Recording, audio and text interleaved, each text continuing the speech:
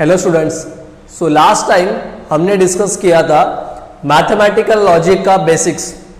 अभी mathematical logic के अंदर लास्ट टाइम हमने ये डिस्कस किया था कि मैथमेटिकल लॉजिक के अंदर हमने देखा था कि कंजंक्शन देखा था, डिसजंक्शन देखा था, नेगेशन देखा था, इम्प्लीकेशन देखा था, बाय कंडीशनल देखा था।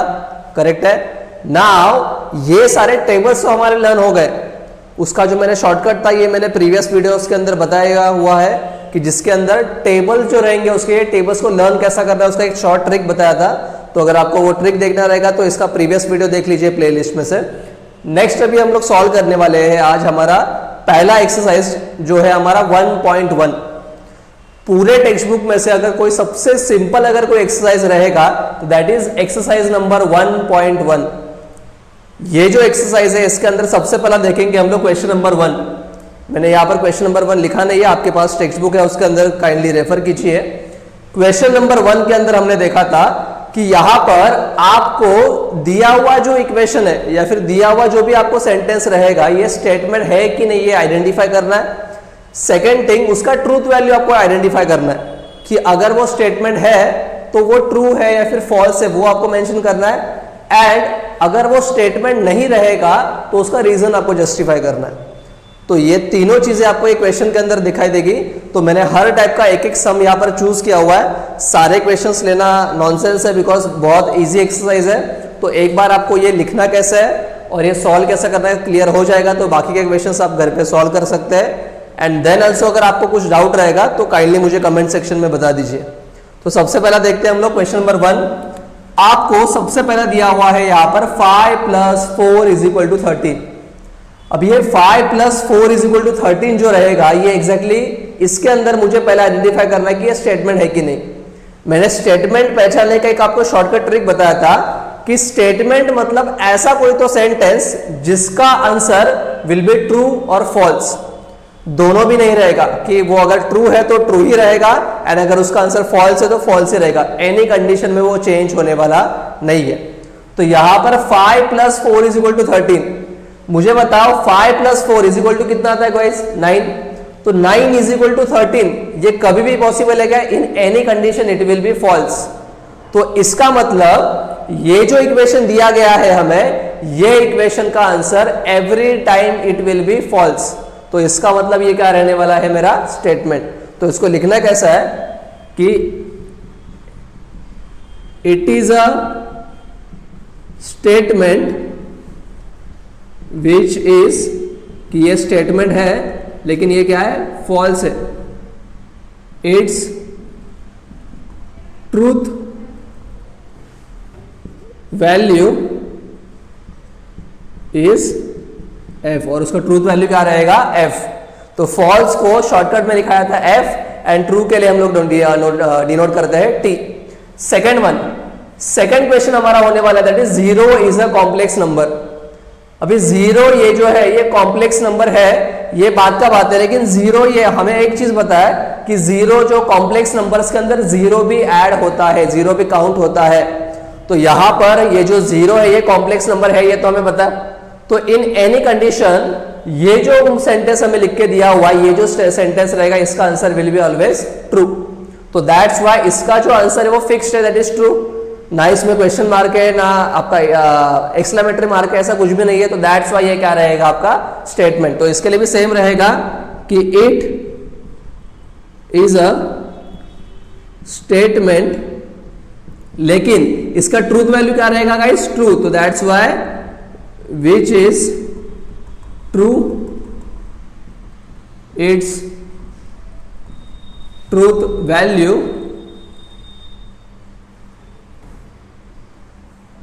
is t। उसका जो ट्रूथ वैल्यू रहेगा वो क्या रहेगा? यहां पर t रहेगा। देन थर्ड है आपका x² = x। अभी यहां पर x² = x का अगर मैं सॉल्व करने के लिए जाऊंगा तो यहां पर अगर मैं x = 1 पुट करूंगा तो 1² = 1 ये ट्रू है। अगर मैं x की जगह पर 2 लूंगा तो 2² = x मतलब 2 ये पॉसिबल है क्या गाइस? तो यहां पर ये क्या होगा? फॉल्स। तो इसका मतलब ये जो स्टेटमेंट आपको यहां पर दिख रहा है ये स्टेटमेंट का आंसर एक तो ट्रू रहेगा या फिर एक तो फॉल्स रहेगा। तो इसका ही मतलब इसका जो आंसर है ये ट्रू एंड फॉल्स दोनों भी रहेगा। तो दैट्स व्हाई ऐसे स्टेटमेंट्स को या फिर ऐसे सेंटेंसेस को हम लोग बोलते हैं ओपन सेंटेंसेस। तो दैट्स व्हाई ये जो रहेगा ये हमारा स्टेटमेंट नहीं रहेगा। सो यहां पर इसको लिखना है कि it is not a statement because it is a open sentence. Open sentence का मतलब ही मैंने प्रीवियस वीडियो में बताया था कि जिसका आंसर ट्रू भी आ सकता है फॉल्स भी आ सकता है। इसके बाद अभी हम लोग बढ़ेंगे हमारे नेक्स्ट क्वेश्चन के ऊपर, क्वेश्चन नंबर 2 के ऊपर। सो नाउ नेक्स्ट हमारा है क्वेश्चन नंबर 2। क्वेश्चन नंबर 2 के अंदर हमें यहां पर बोला गया है कि क्वेश्चन नंबर 2 के अंदर आपको देखना है कि ये जो दिया हुआ सेंटेंस है या फिर स्टेटमेंट है इसको आपको सिंबॉलिक फॉर्म में रिप्रेजेंट करना है। अब इस सिंबॉलिक फॉर्म में रिप्रेजेंट करने के लिए मुझे यहां पर देखूंगा तो यहां पर मुझे दो स्टेटमेंट्स दिख रहे हैं कि ट्राइंगल इज इक्विलैटरल और ट्राइंगल इज आइसोस्केलस। तो यहां पर आपको वो जो प्रीवियस वीडियो में जो मैंने ट्रिक्स बताया था कि जैसा अगर एंड आता है तो कंजंक्शन आता है, और आता है तो डिसजंक्शन आएगा, इफ देन आएगा तो इट विल बी कंडीशनल या फिर implication, if and only if आएगा तो it will B bye conditional, and अगर नॉट आता है तो दैट विल बी नेगेशन। ठीक है। नाउ यहां पर मुझे क्या करना पड़ेगा कि यहां पर जो दो स्टेटमेंट्स दिए गए हैं उनको मुझे सबसे पहला नेमिंग करना पड़ेगा। तो सबसे पहला फर्स्ट स्टेप रहेगा हमारा, let P is equal to, ये जो है यहां पर मेरा ये जो है ये है मेरा first statement, that is triangle is equilateral. Second Q, अभी बहुत सारे बच्चे सिर्फ आइसोस्केलस यहां पर लिख के देंगे, लेकिन आइसोस्केलस ये एक वर्ड का कभी भी आपका स्टेटमेंट नहीं हो सकता। तो that is triangle is isosceles. ये जो और करके दिया हुआ है वो ट्राइंगल के बारे में ही बात किया गया है। तो दैट्स व्हाई मेरा Q जो सेकंड स्टेटमेंट रहेगा वो रहेगा कि ट्राइंगल इज आइसोस्केलस। तो मेरा स्टेटमेंट कैसा फॉर्म होने वाला है कि ट्राइंगल इज इक्विलैटरल और ट्राइंगल इज आइसोस्केलस। तो इसका सिंबॉलिक फॉर्म कैसा रहेगा वो देखते हैं गाइस। तो सिंबॉलिक फॉर्म रहेगा हमारा सबसे पहला ट्राइंगल इज इक्विलैटरल, तो उसका P, because triangle is equilateral मतलब ही है हमारा P। देन साइन आ रहा है और के लिए यूज किया जाता है आपका डिसजंक्शन, और लास्ट में रहेगा आपका ट्राइंगल इज आइसोस्केलस, उसके लिए जो रहेगा हमारा दैट इज Q। तो ये हो गया हमारा final answer, that is symbolic form. तो बहुत सिंपल क्वेश्चन है, बस आपको वो जो ट्रिक्स है वो याद रहना चाहिए। सेकंड क्वेश्चन आपको दिया गया है, सेकंड अभी लेते हैं हम, थोड़ा सा डिफरेंट क्वेश्चन है ये। Angle is neither acute nor obtuse. Second one is angle is neither acute nor obtuse. ठीक है, लेकिन यहां पर बहुत सारे बच्चे कंफ्यूज हो जाते हैं कि हमें नाइदर नॉर, ये ऐसे तो कुछ शॉर्टकट सर ने सिखाए नहीं, लेकिन यहां पर इसी सेंटेंस को मैं थोड़ा सा ट्विस्ट करके लिख सकता हूं कि angle is not acute nor and not obtuse, या फिर और नॉट ऑब्ट्यूज। फिर से एक बार देखिए, तो इसी सेंटेंस को मैं रीअरेंज करके लिख सकता हूं कि एंगल इज नॉट एक्यूट और नॉट, ये अगर दोनों स्टेटमेंट्स को मैं देखूंगा तो दोनों स्टेटमेंट्स का मीनिंग वही है, बस मैंने लिखने का वे चेंज किया। व्हाई? बिकॉज और, नॉट ये सबके शॉर्टकट्स या फिर इसके सिंबॉलिक फॉर्म्स हमारे पास अवेलेबल है। तो इस तरीके से सबसे पहला मेरा वही रहेगा, let P is equal to क्या रहने वाला है मेरा गाइस, यहां पर P इज इक्वल टू रहेगा हमारा कि एंगल इज एक्यूट। ये जो नॉट है वो नेगेशन डिनोट करता है, तो वो हमारे स्टेटमेंट के अंदर एज्यूम नहीं करना है। Q रहेगा angle is obtuse, Q will be angle is obtuse. यहां पर अभी इसका सिंबॉलिक फॉर्म आएगा,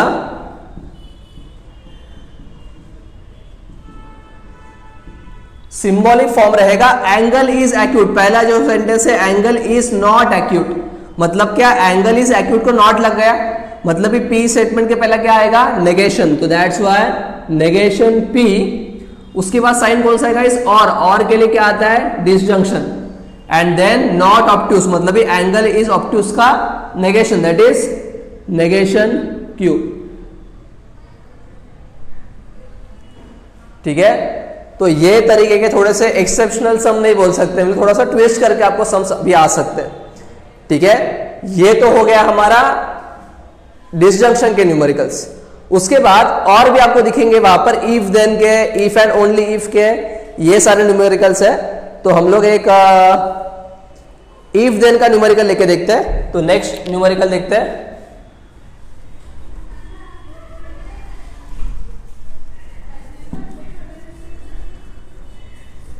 and by the way students, अगर आपने चैनल को सब्सक्राइब नहीं किया रहेगा तो काइंडली सब्सक्राइब कीजिए।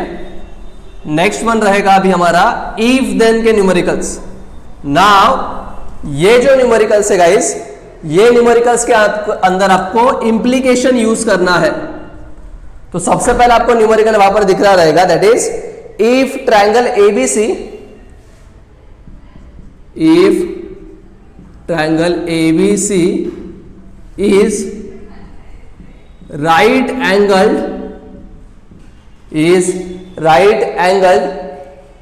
at B,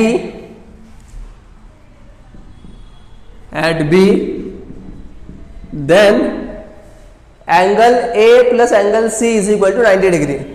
That is measure of angle A plus measure of angle C is equal to 90 degree. अभी इसी को आपको सिंबॉलिक फॉर्म में डिनोट करना है। सिंबॉलिक फॉर्म में डिनोट करने के लिए सबसे पहला मुझे यहां पर कौन से स्टेटमेंट से आइडेंटिफाई करना पड़ेगा। तो वो कैसे आइडेंटिफाई करना है यहां पर आपको, तो देखोगे आप यहां पर, तो यहां पर triangle ABC is right angle at B, ये हो गया मेरा एक स्टेटमेंट, एंड ये हो गया आपका सेकंड स्टेटमेंट। तो यहां पर क्या आने वाला है, सबसे पहला let P is equal to triangle ABC is right angled at B, and मेरा स्टेटमेंट क्यू रहेगा measure of angle A plus measure of angle B, sorry C is equal to 90 degree. तो यहां पर इसका सिंबॉलिक फॉर्म जो आएगा guys, symbolic form आपका आएगा यहां पर सबसे पहला इफ देन आ गया। तो इफ के आगे क्या है, ये स्टेटमेंट दैट इज पी, और इफ देन अगर आता है तो उसके लिए साइन होता है आपका इंप्लीकेशन का, एंड देन सेकंड नंबर पे हमारा second statement that is Q. तो ये रहेगा आपका सिंबॉलिक फॉर्म ये इक्वेशन का। तो सिमिलरली बाकी क्वेश्चंस जो रहेंगे इफ एंड ओनली इफ, अगर इफ एंड ओनली इफ आएगा तो दोनों स्टेटमेंट्स के बीच में आपको बस बाय कंडीशनल का डबल एरो बनाना है।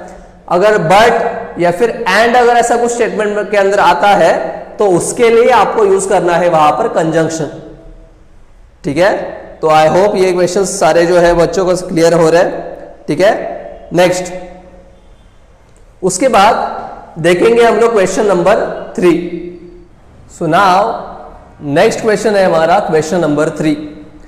क्वेश्चन नंबर 3 के अंदर आपको क्या बोला गया है, यहां पर आपको गिवन स्टेटमेंट का ट्रूथ वैल्यू निकालने के लिए बोला है। तो जैसा सिंबॉलिक फॉर्म का जो हमने प्रीवियस क्वेश्चन किया था, इसका ही थोड़ा सा नेक्स्ट वर्जन है यहां पर, इसके अंदर आपको उसका ट्रूथ वैल्यू भी निकालना है। तो यहां पर अगर मैं ऑब्जर्व करूंगा तो मुझे यहां पर भी दो स्टेटमेंट्स दिख रहे हैं, ये वाला एंड एक ये वाला। तो सबसे पहला मुझे इसको सिंबॉलिक फॉर्म में कन्वर्ट करना पड़ेगा। तो let P is equal to 4 is odd and Q is equal to आएगा आपका 1 इज प्राइम। तो यहां पर गाइस अगर इसका सिंबॉलिक फॉर्म में बनाने के लिए जाऊंगा तो सिंबॉलिक फॉर्म आएगा आपका, जैसा 4 इज ऑड मतलब है मेरा P, और के लिए आएगा डिसजंक्शन, 1 इज प्राइम के लिए आने वाला है आपका वहां पर Q। नाउ इसका जो ट्रूथ वैल्यू रहेगा तो यहां पर मैं देखूंगा तो 4 इज ऑड, ये जो आपको स्टेटमेंट दिया गया है इसका जो ट्रूथ वैल्यू रहेगा वो रहेगा F, एंड 1 इज प्राइम, इसका जो ट्रूथ वैल्यू रहेगा वो भी रहने वाला है आपका f। तो यहां पर अगर मैं ऑब्जर्व करूंगा तो मुझे दोनों का ट्रूथ वैल्यूज लिखना पड़ेगा। तो truth values of statement P and Q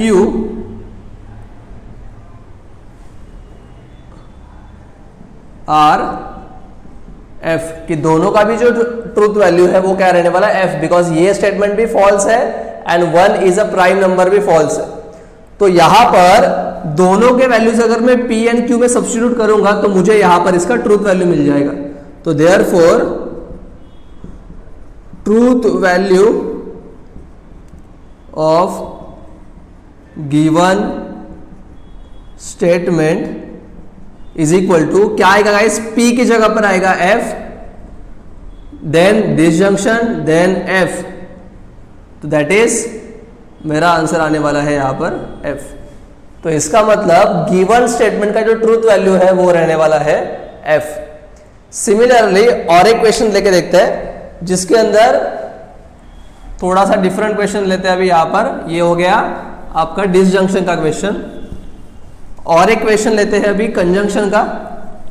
तो जैसा आपको नेक्स्ट क्वेश्चन दिया गया देखेंगे अभी, तो 5 is a prime number and 7 divides 94।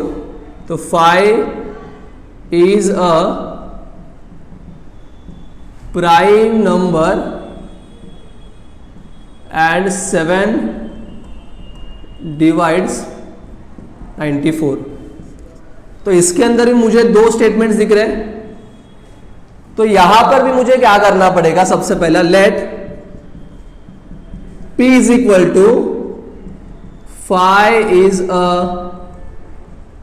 Prime number और जो Q रहेगा वो रहने वाला है हमारा 7 डिवाइड्स 94। तो यहां पर कैसा आएगा, सबसे पहला गाइस उसका आएगा सिंबॉलिक फॉर्म।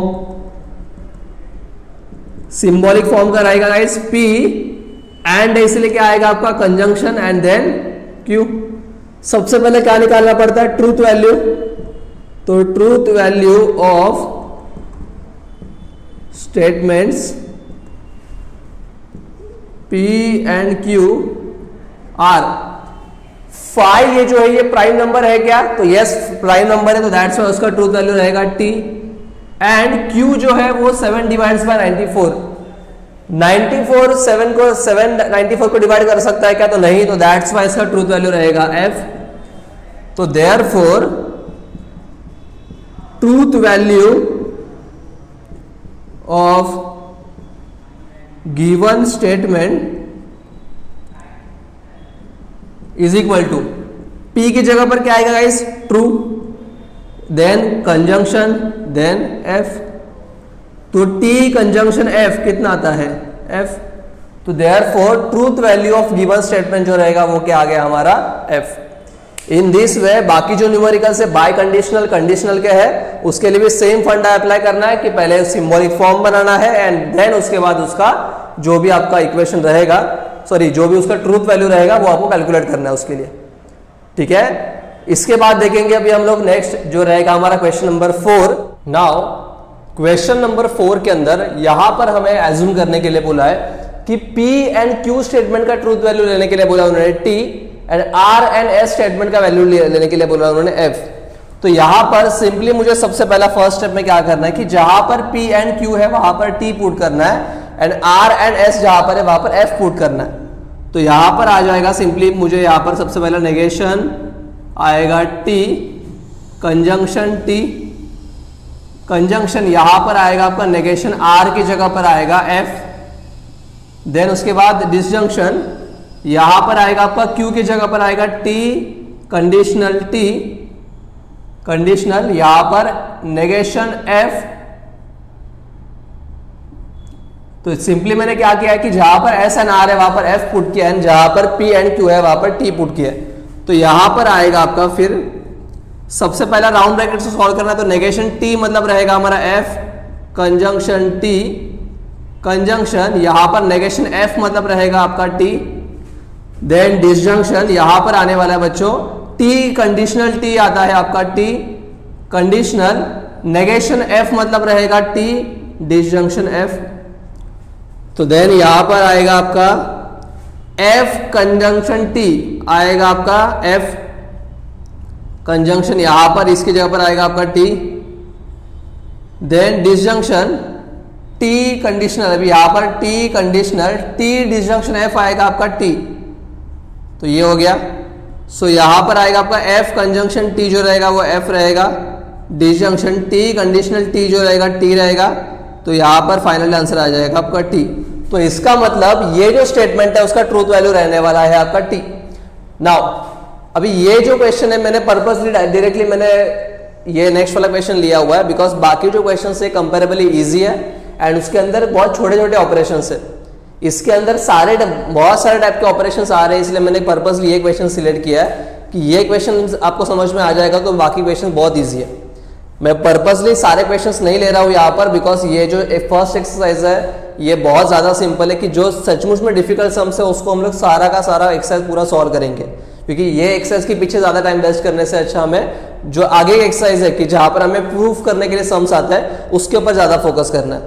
तो इसके बाद हम लोग देखेंगे हमारा next, that is question number 5। Now next है हमारा क्वेश्चन नंबर 5। क्वेश्चन नंबर 5 के अंदर आपको सिंपल स्टेटमेंट्स का नेगेशन करना है। सबसे पहला नेगेशन, ये वर्ड का मीनिंग होता है कि नेगेशन का मीनिंग होता है आपको सिंपली उसको, अगर यस रहेगा तो उसको नो करना है, नो रहेगा तो यस करना है, मतलब ट्रू सेंटेंस को फॉल्स करना है, फॉल्स को ट्रू करना है। तो जैसे उन्होंने यहाँ पर सबसे पहला फर्स्ट एग्जांपल दिया है कि तिरुपति इज इन आंध्र प्रदेश, तो यहाँ पर मुझे सिंपली क्या करना है, इज नॉट इन आंध्र प्रदेश, कि जो ट्रू स्टेटमेंट है उसको फॉल्स करना है, फॉल्स को ट्रू करना है। तो इसका जो आंसर आएगा that will be Tirupati is not in Andhra प्रदेश।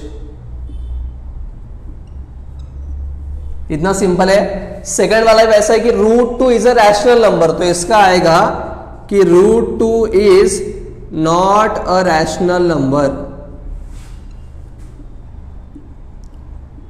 और सिमिलरली ये जो लास्ट है हमारा मैथमेटिकल इक्वेशन है कि 7 + 3 इज ग्रेटर देन 5, तो इसका नेगेशन कैसा आएगा कि 7 + 3 इज नॉट ग्रेटर देन 5, मतलब इसको मैं ऐसा लिख सकता हूं कि 7 + 3 इज नॉट इक्वल टू 5। तो ये जो है ये बहुत छोटे बच्चों का क्वेश्चन है कि जहां पर आपको सिंपली स्टेटमेंट दिया रहेगा, उसको नॉट रहेगा तो उसको यस करना है, यस रहेगा तो नॉट करना है। तो इस तरीके से हमारा एक्सरसाइज नंबर 1.1 यहीं पर फिनिश हो जाता है। अगले लेक्चर में हम लोग स्टार्ट करेंगे हमारा एक्सरसाइज नंबर 2, ठीक है। तो तब तक के लिए ये जो बाकी क्वेश्चन है ये आपको सॉल्व करना है एंड फिर भी कुछ डाउट्स आते हैं तो मुझे कमेंट सेक्शन में लिख के बता दीजिए, ठीक है। Okay, bye.